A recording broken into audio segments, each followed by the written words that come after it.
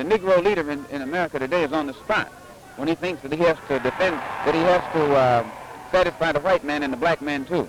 If you're going to lead black people, fight for black people, fight for the satisfaction of black people, and you can't always do it and please white people. You can't please both. You have to please one or the other.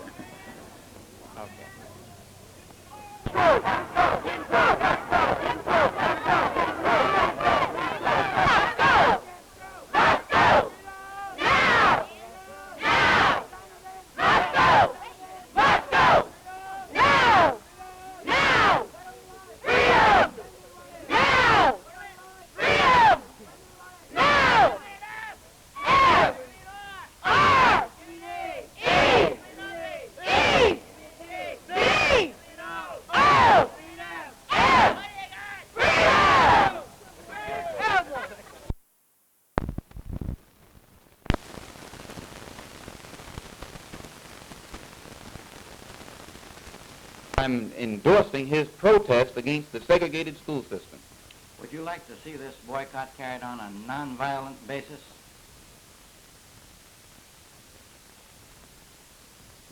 I think it should be carried on any basis that will produce results.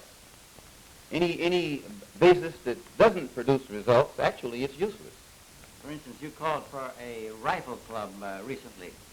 No, I only said recently that in cases where the government and the police department is unable or unwilling to defend the rights of Negroes who are being brutalized by whites, then those Negroes should defend themselves. Now, I shouldn't be condemned for making that statement. The police department should be asked, why aren't you defending these Negroes? And the government should be asked, why isn't it defending the Negroes? And if the government doesn't want Negroes to get rifles and defend themselves, then let the government step in and start doing its job. After all, just calling to uphold the law? No, he is not calling to uphold the law, because I myself call to uphold the law. Nobody is more law-abiding than we. Getting a rifle is constitutional. The Constitution says you can own a rifle. And if the police department would uphold the constitutional rights of the Negroes, then the Negroes wouldn't have to resort to the Constitution itself to exercise the right to defend themselves.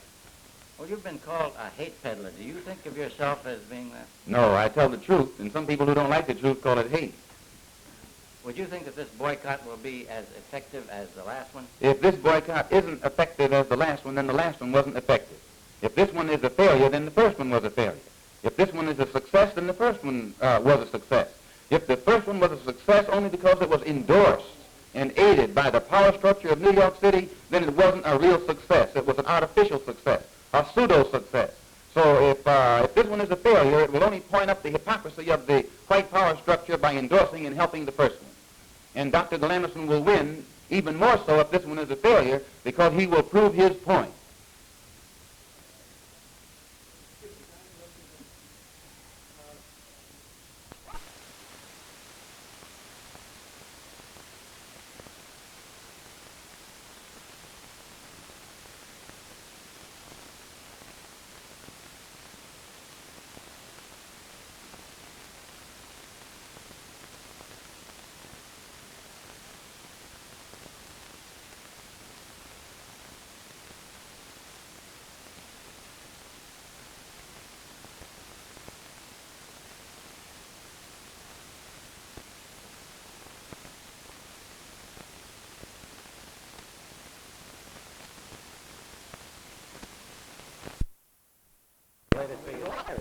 I'll ask you the question.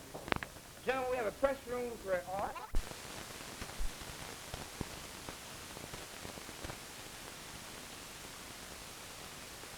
Baby. All right. A second. As long as you're pulling for me, I'm all right. All right. Go ahead.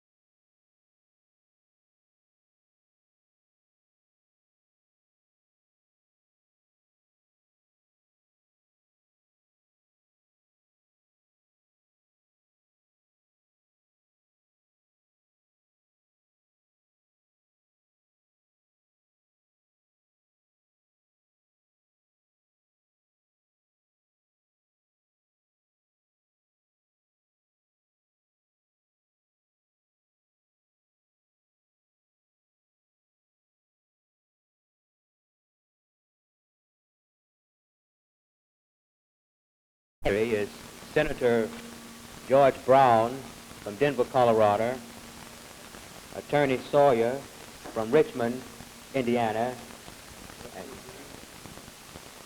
George Sawyer, Richmond, Indiana, and Judge Austin T. Walden of Atlanta, Georgia. We have just completed a meeting with some 110 Negro delegates and alternate delegates to the Democratic National Convention.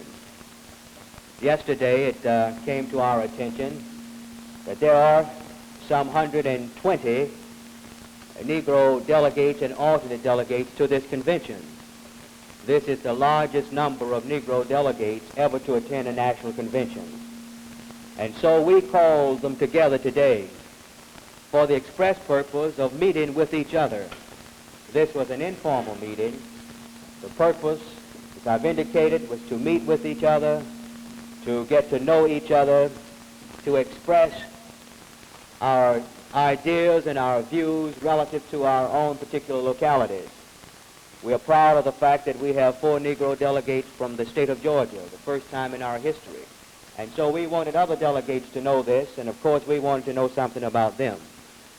We then, secondly, wanted to pay tribute to those persons in our group that had been trailblazers for us in the area of politics. Congressman Dawson and Judge Austin T. Walden of Atlanta, Georgia. And so this was the purpose of this meeting. Now, we did not meet as a Negro caucus, and this was no meeting for the purpose of establishing a third party or any kind of rump organization. But we met because we have common interests and because it was the first time that so many Negroes had been together at a national convention and we wanted to exchange ideas. We belong to the Democratic Party. We intend to stay in the Democratic Party, and we intend to work for Lyndon Johnson in the November election. Perhaps you are interested in some of the things we discussed. We discussed the war on poverty.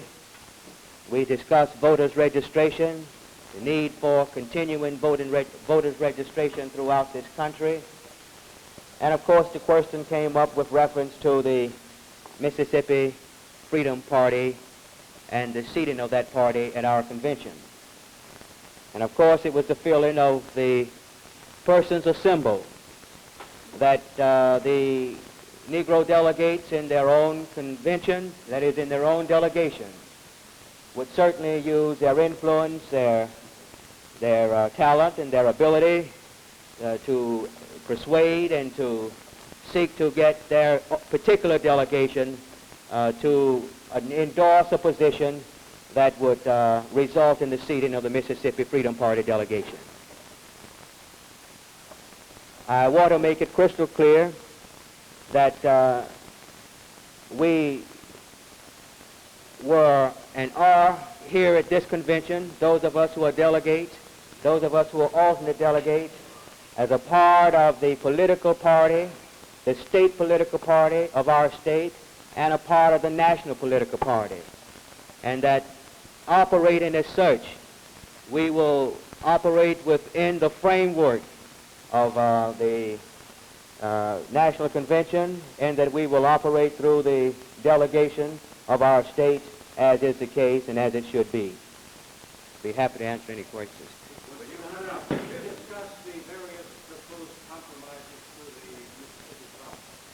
No, we did not. We discussed the problem generally.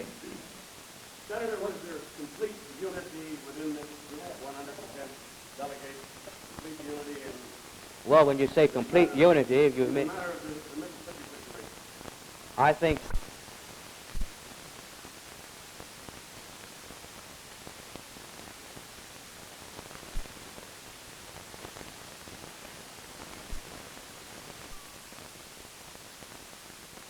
No matter how the freedom...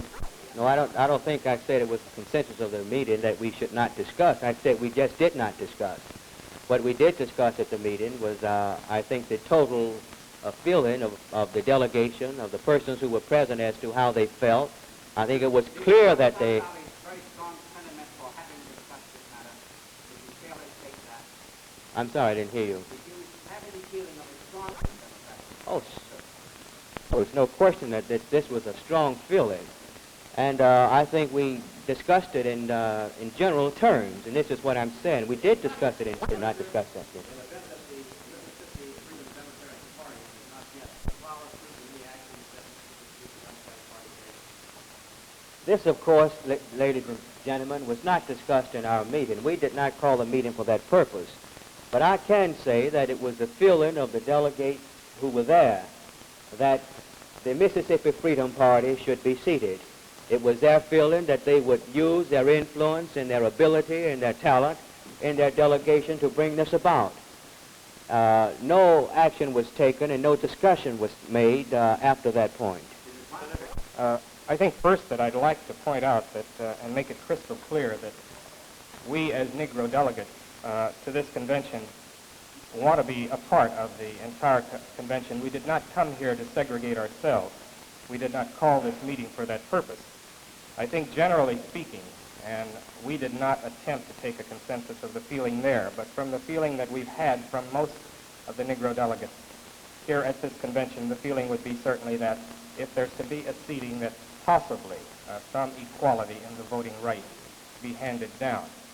I think this is as simple as we can make it. We certainly also do not expect any white person, any white delegate, to stand any stronger than we're willing to stand, and I think most of us are willing to stand as strong as possible. Are you concerned, sir, about the question of legality which has been raised? Right, that the point of legality has been raised both for the regular, so-called regular Democratic Party from Mississippi, and it's also been raised as far as the Freedom Party. In this regard, it seems to me, and this is, I'm speaking for my own self, that the simple solution would be to put the same test as in the Green proposal to both delegations, since both delegations have legal questions, and then seat those members that are willing to pass whatever test that they come about. Divide the votes then proportionately among those that are willing to stand as Democratic members from the state of Mississippi devoted to work for the ticket out of this convention. The Colorado delegation follows. We think the strongest possible stand of having all of the delegates that took the oath seated and the votes divided proportionally. Gentlemen, That would be your statement, sir. that is a repetition of some of the statements going around. Will there be any comments here? I have no comment on this either.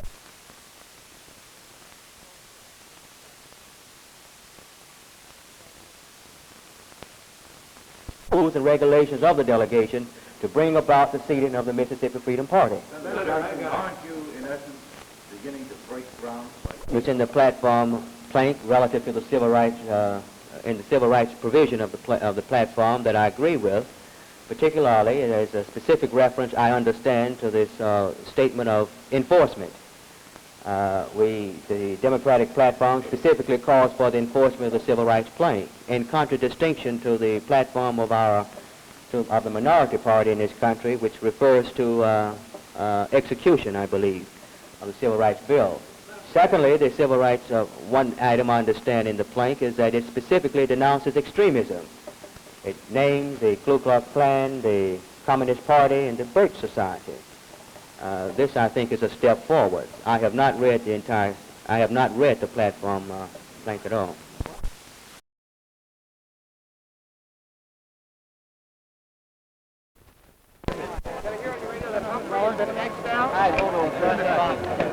How many of you Mississippi delegates are here tonight? There are three of us right now. I understand that a fourth person has been given credentials as a member of the Mississippi delegation, although I don't know who that person is at this time. Who are these other fellows sitting here in your delegation? I don't know. They came shortly after we did. They identify themselves to you? No. Haven't you asked them? They're sitting in your seats, I've been too busy answering questions that you people from the press have been throwing at me. Are there any Freedom Mississippi delegates here tonight? I trust not. I trust that the convention would keep people that are not supposed to be here out of the area in which we are supposed to be sitting. They've allowed two of them to sit down with here in the delegation. Excuse me? They've allowed two of the Freedom Party delegates. Well, as I interpret the report of the subcommittee of the Credentials Committee, which was adopted by the full committee and was adopted by the delegates here on the convention last night, those people who were given credentials were given credentials as delegates at large and not as delegates of the Freedom Democratic Party. They're not casting any votes for the state of Mississippi.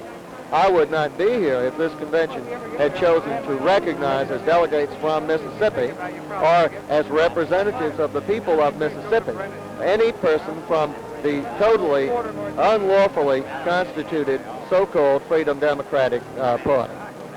Are these fellows that are sitting in the seats now here to block the Freedom Democrats and the members of your delegation that wouldn't sign a loyalty oath? Is that why they're here, do you think? I don't know. All right, thank you very much. Thank you.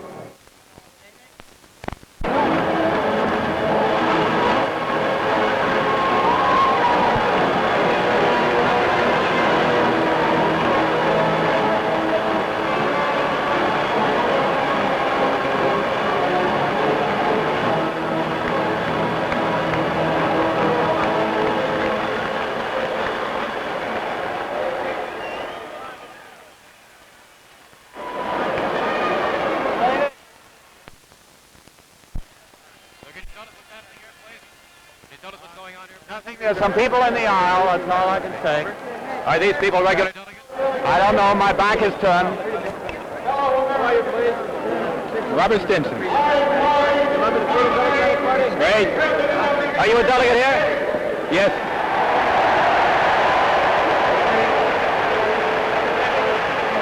What kind of credentials did you use to get in? Huh? Where did you get the credentials to get in? The regular kind. You are a delegate here? How about the people with you? Where did they get their credentials? Same as I did. Are they all regular delegates? Right. Correct. Please stay out of this aisle. Where were these people until just now, sir? I don't know. They're at my back. Well, there are more delegates here than there are seats. I can't see a thing. I'm just...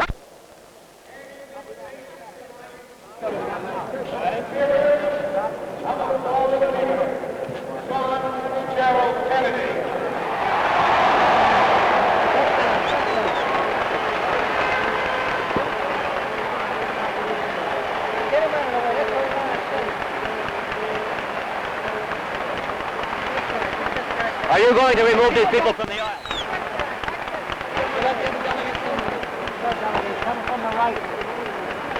Oh.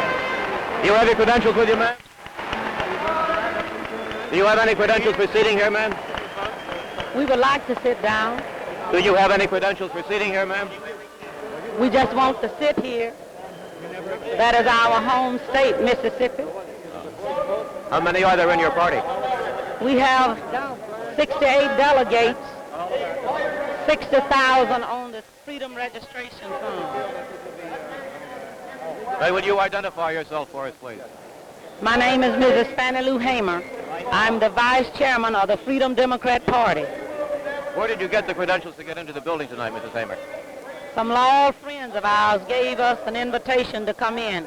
We sit with them a while, and we wanted to sit in our own state. Do you have any kind of credentials that will get you into these seats? No, we don't. Only as American citizens. Do you have any expectation that the Sergeant at Arms will allow you into the seat? Have you any expectation you'll be allowed in here? Sergeant, how about this? You going to seat this lady? No, there are no seats there, and I'm supposed they can stand, but I'm not supposed to let anybody through this aisle. Because I'm not supposed to.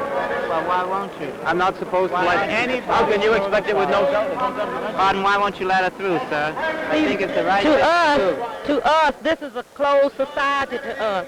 All we want is a chance to be a part of America.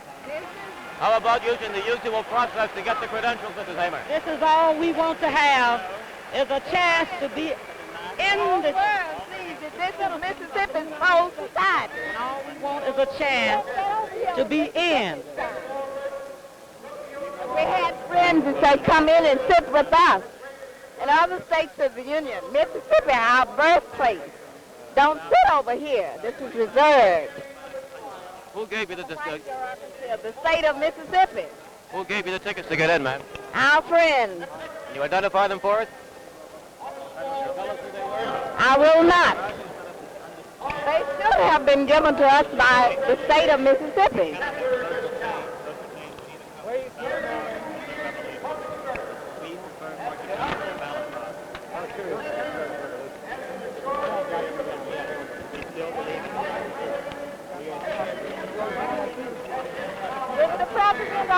anybody to tell Negroes from Mississippi, you can't come in this place, you can't sit down? Those are their seats. Those are Mississippi seats. They belong to these delegates. Sergeant, are you going to seat these people? There's no room, and I'm not supposed to let anybody come through this aisle. Have you any instructions about clearing the floor, sir? No. Just to keep the aisle clear. Well, they don't Keep want to people stand in the moving. aisle. They want to sit in their seats. Would you help?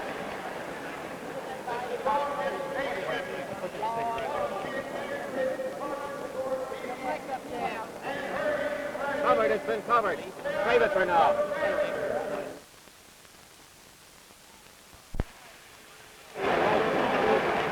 Mr. Sergeant-at-Arms, have you had any contingency plans for this? None at all. I just stand here peacefully, trying to keep this aisle That's clear. the way they do down in Mississippi. When they're before the eyes of the world, they're peaceful and loving.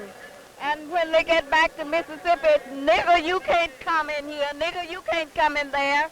Nigger, you get out. And here we are in the eyes of the world, seeing the same thing that happens down, way down in the deep south, Mississippi. Mr. Sergeant? Just pledged allegiance to the dead president of the United States, John Fitzgerald Kennedy. And you're saying the same thing to Lyndon B. Johnson.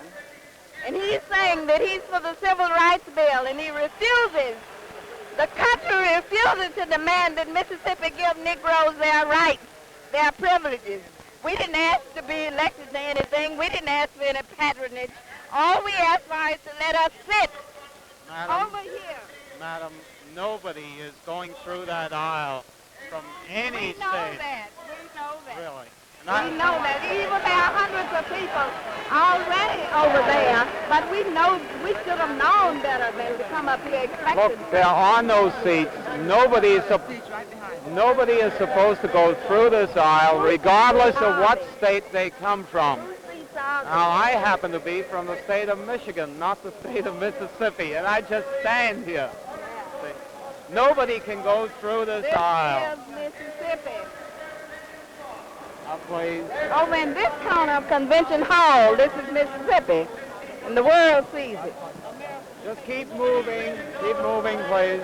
Mr. Sergeant-at-Arms, do you have any plans for clearing the aisles of these demonstrations? No, I'm just standing here alone, trying to keep this one little aisle that I'm assigned to clear. Did you not discuss the possibility of anything like this and set any plans for it? No. No plans whatsoever for taking care of the empty seats in the Mississippi delegation, sir? There are no empty seats. All the seats are filled. By whom are they filled? I don't know. The seats are filled. We'll just stand here. They say the same thing. They can't find the men who killed Schwerner, Cheney, and Gooden down in Mississippi. They can't do anything where Negroes are concerned. They can't Keep them do moving. anything about the burning of 31 churches down in Mississippi. They can't let Negroes march down to the courthouse to get registered to vote in Ma'am, Mississippi. do you consider this the constitutional approach? Excuse me. Let's follow that microphone. The people in the back moving. Women ask you who they are that's sitting in those seats. I don't Are know. they from Mississippi? I don't know. Well, sir, could you ask them? Sit down. Do we have our seat? Here? I'm asking you. Sir, I don't know what's going on behind me. I have to clear the aisle in front of me. Who they are? They're not Mississippians. Why don't you keep the people